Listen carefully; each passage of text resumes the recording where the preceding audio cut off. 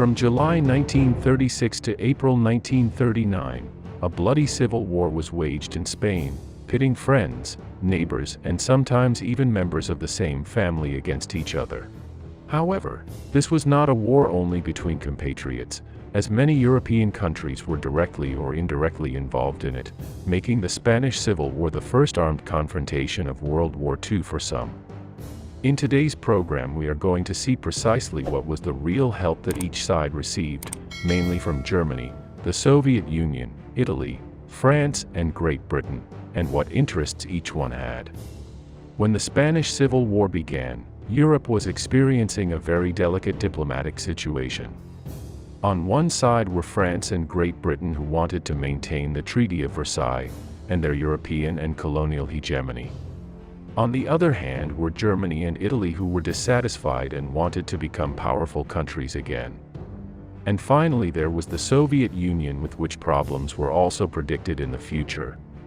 Once the military coup fails, and everything indicates that Spain will be immersed in a harsh civil war for years, France and Great Britain try to isolate the events that are taking place in Spain and approve an agreement so that no foreign country intervenes in the conflict.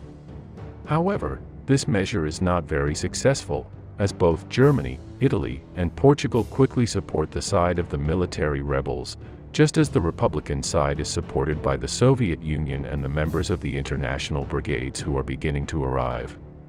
Making a small point, and so that all viewers have it clear, the international brigades were a series of foreign volunteers who came to Spain to fight on the Republican side. The figures of the volunteers who came to fight in Spain are between 60,000 and 35,000 troops. The most numerous were the French, Belgians, and Poles, and even Americans. In addition, and as a curiosity, there were also Italians and Germans who were part of these brigades and fought on the Republican side. After making this clarification, let's continue with the program. In the first place, the most significant help that the rebellious or national side had was that which Italy and Germany gave them to transfer the Army of Africa to the Iberian Peninsula.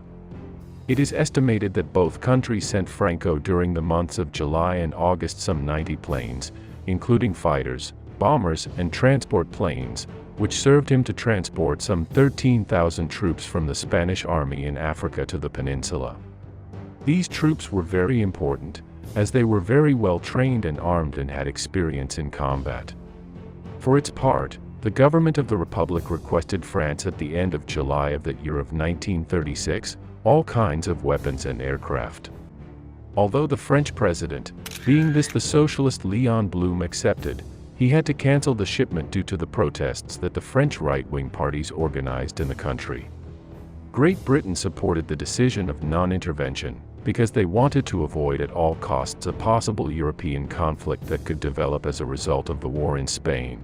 Everything changed when France found out that Italy and Germany had sent aid to Spain.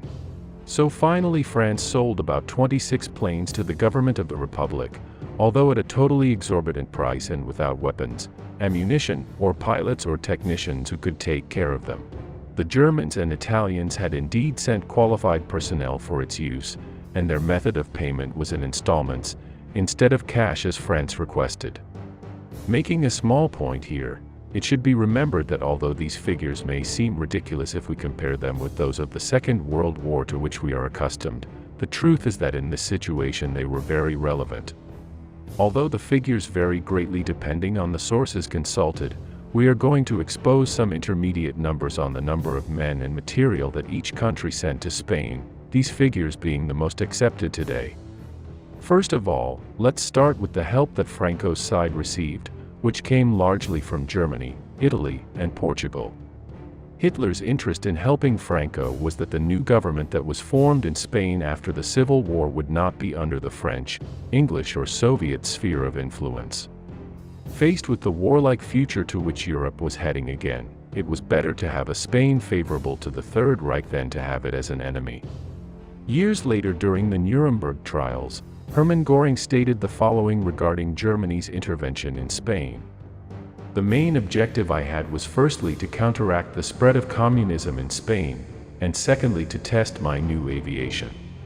The main German combat force in Spain was the famous Condor Legion, which began to arrive in Spain at the end of 1936.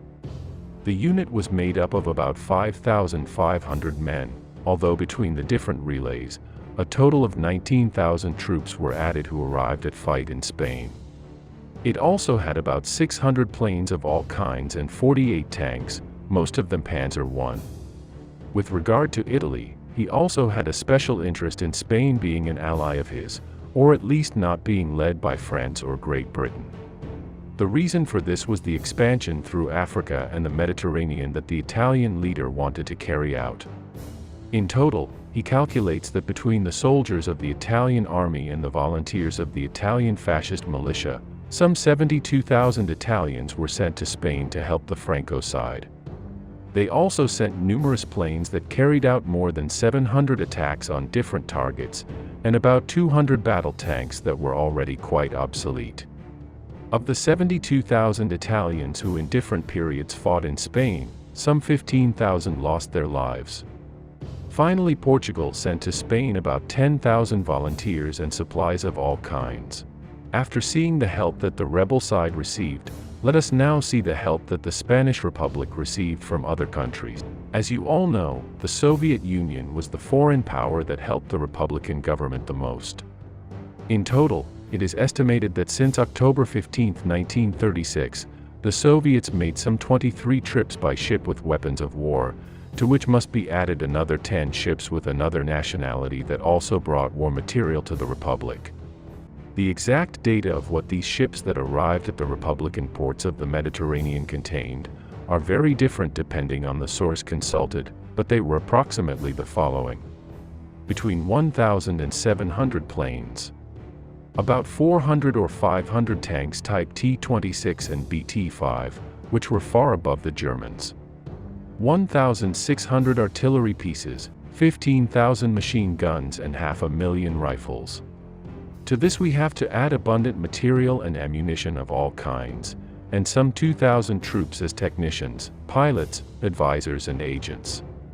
This is the help that is estimated to have arrived, since other ships with military material that were heading to Spain were sunk along the way. The other great help that the Republican government received was that of the international brigades that we have already explained at the beginning. In total, it is estimated that some 40,000 volunteers from many countries came to fight on the Republican side. This unit was finally dissolved at the end of 1938, when Republican President Juan Negrin declared that all volunteers should return to their country. With this he hoped that the Germans and Italians would do the same with their troops, but they only managed to get Mussolini to withdraw a quarter of what Italy had in Spain. It is estimated that a total of 10,000 volunteers from the international brigades died in Spain. Other minor aid received by the Republic was from Mexico, which sent some 20,000 rifles and numerous ammunition. Likewise, he helped some 25,000 Spanish Republicans take refuge in Mexico when they lost the war. For its part, France ended up selling about 250 planes to the Spanish Republic, which due to their conditions were not as effective as the Germans and Italians. Poland was also able to sell some war material to the Republican government, although it was somewhat obsolete material and, like France, Poland sold it at a much higher price than it really was. The material sold by countries like Poland or even Czechoslovakia were cannons, rifles, ammunition, and the occasional old-fashioned plane and tank. Well, as we see on the screen, the number of planes that both sides received was more or less similar, although due to the reasons that we have explained in the program, German aviation was more effective. With regard to tanks, the Republic had quite an advantage over the Francoist side, although the correct use of tanks was still to be developed. Finally, and in terms of troops, the aid received by the rebel side was slightly more than double that of the Republican side. Well, this is in general terms the help received by the different Spanish sides during the Civil War. Which of these aids was more decisive, in relation to the forces that each side had when the conflict began in July 1936, is something that I leave to the analysis that each one wants to do. In any case, I hope you liked this program, and I invite you to watch the one we uploaded a few months ago about some of the most striking curiosities of this conflict. Unfortunately, this still feels like a very difficult issue that even today is difficult to deal with in Spain, so I hope it doesn't get filled with haters. We say goodbye here. Many thanks to everyone, especially the sponsors who make this possible. Subscribe and share this program if you liked it, and see you in the next one. See you soon.